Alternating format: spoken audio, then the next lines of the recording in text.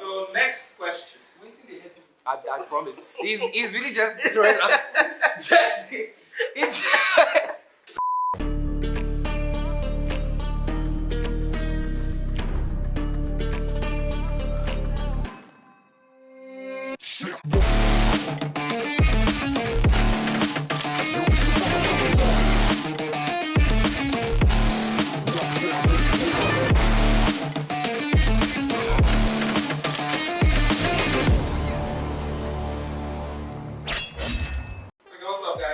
what's up? Yo, Whoa.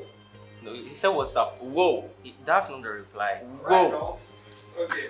So today we are going to talk about Yasuke. And the conversation we are having concerning Yasuke is it anime or not? Yes. First thoughts? First thing when I saw it was yeah, probably. Not a yes. A probably. Yeah. Yeah, I wasn't sure myself. Yeah, but we are leaning toward no, yeah. Yeah, because probably it's like 80%. But No, like 65. No. That's fine. That's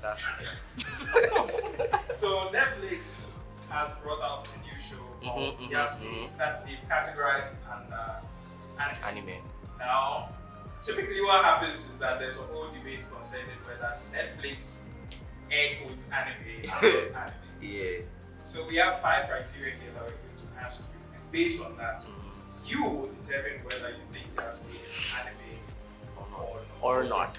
Okay. So in other words, we are the authority.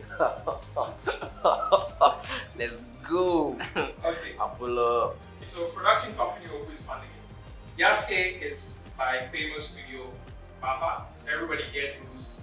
You guys know Mappa, right? Yeah. If you didn't know, you don't deserve it. AfroTaku. But it is funded by Netflix and it's being put on Netflix platform. So based on this little information you have, do you think that a production company affects whether you can consider something anime or not? Yes. yes, because I think the production studio influences maybe the art style, the design, and whatever, the characters that you see. So, from my personal opinion, yes, if it's being produced by a studio in Japan, then you know that yes, it is towards mainstream or what we call anime. Yeah. Because you think being a studio in Japan where anime is from, yes, they will know the culture. I mean, they are part of the culture. Exactly. So definitely, they're making it will make it anime. At the same time, the what would I call it? The executive producer, whoever is in charge of writing or scripting the whole thing, yeah, that one also has an influence because the studio might make it to suit whatever writing that the person puts up. So, But I think that's still the script, isn't it? but there's some influence on that. I don't agree. Okay, so I'm flipping the question. Okay. Let's say hypothetically, Dragon Ball, everybody Dragon Ball, is produced, same Dragon Ball, but one mystical season is produced by an American company. But it's still totally written by Akira Toriyama, I believe that's the name. Yeah.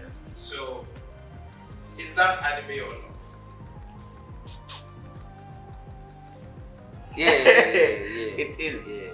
Yeah. Because it won't change the art, would it? Or the subs, or the the general Dragon Ball. Yeah. I think that because it is written by the guy from Japan, I don't say the guy from this guy sorted on manga. No, you see, I don't think it will change. I don't think it will change much. Wow. It's just maybe the art style that might be a little different. But then, I mean, everything else will just So I'm adding extra stuff. So Dragon Ball with Ben 10 animation style, but still written by Toriyama. It's still anime. No. It's not anime. It's not. Yeah. No. So then I ask again. Nah, Charlie, you stop that. This is harder than I thought it would be. What's he doing? Okay, you know what? Let me move to the next question. country of origin, does it affect whether you would call it anime? Yeah, most definitely. Yes. Most definitely. Yes. So, Studio Mappa is Japanese, Okay. but Netflix is American. So, as we talked about before, the production company and who is funding it, and then we talked about the whole Ben 10 thing. Yeah. Now, with that information, does the mangaka or the creator of whatever story have to be Japanese for it to be an anime? Or does the studio doing the animation have to be from Japan to be an animation?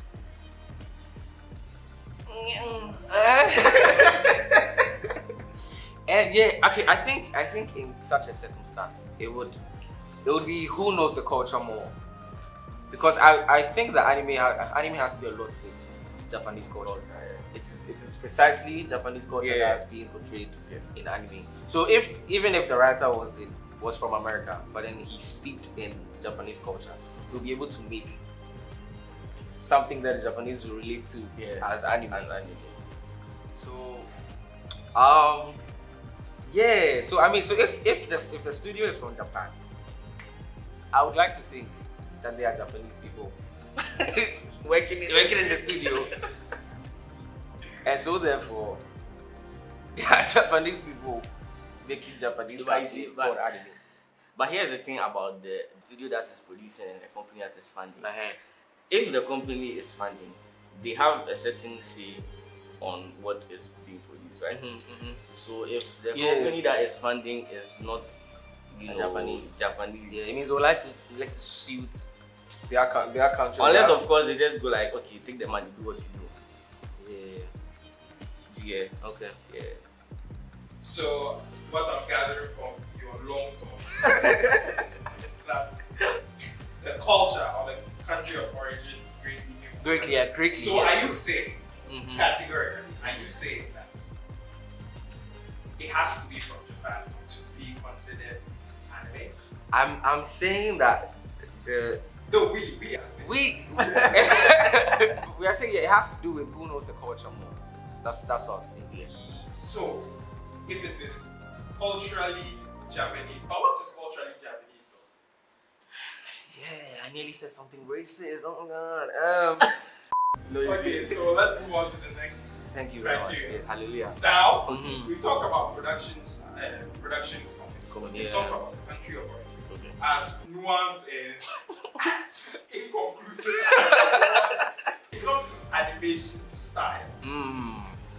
Because you guys already talked some interesting things about my Ben 10 comments, yeah.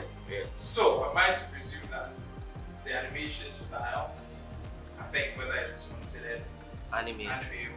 Yeah, most definitely. But I think even in that, there's kind of a gradient in the type of animation style. So let's say, okay, I'm about to school you later. Yeah. What's here for the meaning of gradient? Yeah, precisely this side, yes. So if we're using a scale of, let's say, 1 to 62, that's the scale I like to use. Patented, thank you, 1 to 62. Cartoon animation style would be like maybe from 14 to like 40. Anime would be like from 1 to 12 and a half. Get me? No, we don't get you. No, stop it. Don't get it. This okay, listen. So I'm trying to say, okay, we know how anime is supposed to look like. We are used to that kind of style. But I'm saying that even if an anime that's released isn't exactly as this style is, it might shift a little bit from what you're used to, but it doesn't change the entire aesthetic or the entire look. So that's what I'm saying is a gradient. So it might look like the usual anime style, it might not be the unusual anime style, but it's not so much a cartoon as it is an anime. Do you get what I'm saying? No! Nah, the thing is that it was just a thing.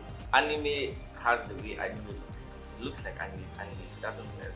It's as simple as that. So it's really very simple. It's anime looks like what anime have you watched? All Hey. This is animation. That's terrible animation. That's different. Yeah. So next question. I promise. He's really just throwing us. Sub-order, which is a battle that's consistently going on line and everything. Now, does the language factor into whether this can be considered anime? No, so it's funny you ask that question because I regard every dub watcher a retarded person. So Retweeted. Yeah. And that's my answer. Retweeted, like, subscribed, hyped, shared, like everything. Like There's violence in the way. Cool mention peace. Total unrest. Thank you. Okay. So final. With everything you've said, what are your personal opinions on Yasuke? Do you think Yasuke is anime? Based on the criteria given, largely inconclusive. Yeah, probably even one. like how? What do you think? Is Yasuke anime? Still very inconclusive. Is it? Yeah, it's exactly That's that. it. It's exactly that. Cause you know, like, I mean, take the fact that it's being produced by Studio Mama, but then Netflix is sponsoring it. The lead, producer, executive director, or whatever it is an American born in New York, who then went. He's based in Tokyo. Like, there's a lot of mixology that's happening. You know what I mean? So that's why I say like 65%, because it looks like if Boondocks wanted to be an anime when I see it. So it's you know what I mean? You get the vibe. So that's so be 65%. I'll name it. I mean, I'll give you what the term that's coming up now. What do you term as Western styled anime? That's how I regard it, because I mean it's not entirely an anime style, but then it's also, I mean it has those effects. So like all the other things we talk about, the culture and stuff, so the person has stayed into it, he knows about the culture. I gave it to a Japanese studio to produce the thing, whatever. But there's still that there's still that cartoon, there's that cartoonish feel to it. Like this is not entirely Asian, this is not entirely Japanese, this is not entirely anime. So we'll stick with this. So again, the answer is